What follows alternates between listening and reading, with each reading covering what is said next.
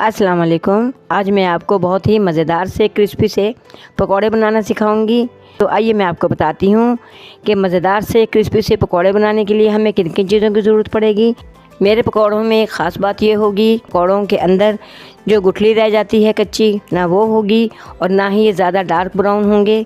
तो आप देखिए कि मैं बहुत ही मज़ेदार से पकौड़े आपको बना के दिखाती हूँ। तो आइए देखिए, शुरू करते हैं। बिस्मिल्लाहिर्रहमानिर्रहीम।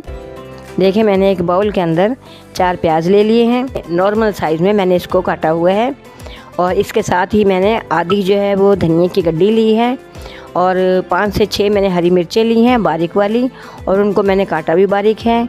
धनिए को भी हमने बारीक बारीक काटा है।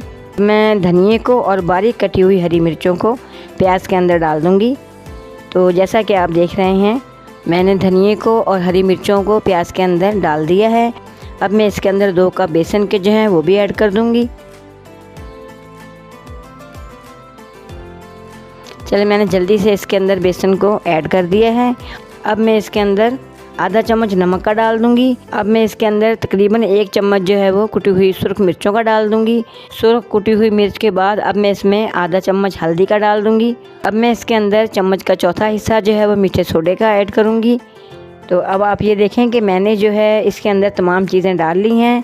अब मैं इसके अंदर एक बाउल में पानी लूँगी और वो मैं इसके अंदर डालूँगी और इसको मैं अच्छे तरीके से हाथ के साथ ही मिक्स करूँगी।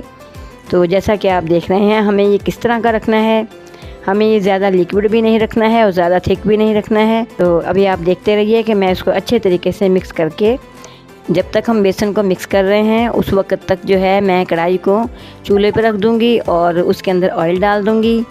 ऑयल डालने के बाद जो है मैं चूल्हे को तेज़ कर दूंगी ताकि ऑयल जो है हमारा गर्म हो जाए। और इतने टाइम तक जो है मैं बेसन को बिल्कुल मिक्स कर चुकी हूँ। चलिए, अब हम शुरू करते हैं। और जैसा कि आप देख रहे हैं कि मैं हाथ के साथ पकौड़ों को ऑयल में डालूंगी और मैं ज़्यादा मोटे पकौड़े नहीं बनाऊंगी क्योंकि वो अंदर से कच्चे रह जाते हैं। तो आप देखिए कि मेरे पकौड़े जो हैं वो बिल्कुल भी अंदर से कच्चे नहीं रहेंगे, खस्ता भी होंगे और क्रिस्पी भी होंगे। आप देखते रहिए। जल्दी जल्दी मैं सारे पकौड़े बना लूँगी, फिर मैं आपको डिश आउट करके दिखाती हूँ। देखिए, हमारे पकौड़े जो हैं वो बिल्कुल बनके तैयार होते जा रहे हैं। तो मैं आपको दिखा रही हूँ। आप मेरी वीडियो को बिल्कुल भी स्किप नहीं कीजिएगा ताकि आपसे कोई चीज़ मिस ना हो जाए। आप देख रहे हैं कि मेरे पकौड़ों की जो शक्ल है वो कितनी अच्छी आ रही है। ना ही तो ये ज़्यादा डार्क ब्राउन है, ना ही तो ये कच्चे हैं। बहुत ही मज़े के और क्रिस्पी से नज़र आ रहे हैं आपको। और मैंने इनको बहुत अच्छा लाइट सा ब्राउन किया है और मज़ीद मैं इनको इतना ब्राउन करूँगी कि इनका कलर भी बहुत अच्छा रहे। देखें, मेरे पकौड़े बनके तैयार होने जा रहे हैं बिल्कुल। देखिए मेरे पकौड़े जो हैं काफ़ी हद तक बन चुके हैं। अभी मैं इनको थोड़ा सा और पकाऊंगी ताकि इनका बहुत ही प्यारा सा कलर आ जाए और ये अंदर से कच्चे भी ना रहें। देखिए, मैंने पकौड़े बना लिए हैं और मैं अब इनको प्लेट में निकालूंगी और फिर इसके बाद जो है इसी तरीके से बाकी सारे पकौड़े भी मैं बनाऊँगी। तो आइए मैं आपको दिखाती हूँ कि मैंने इनको प्लेट में निकाल लिया है और बाकी के जो हैं वो भी मैं जल्दी जल्दी से बना लूँगी क्योंकि इस वक्त जो है ऑयल गर्म है। तो इसके अंदर मैं जितने भी डालूँगी सब बहुत ही अच्छे से बनेंगे और अफ्तार का टाइम भी करीब है। माशाल्लाह माशाल्लाह, देखें हमारे पकौड़े जो हैं वो बनके बिल्कुल तैयार हो चुके हैं और देखिए इनका कलर कितना प्यारा आया है। ये बहुत ही क्रंची से स्पाइसी से पकौड़े बनाए हैं मैंने।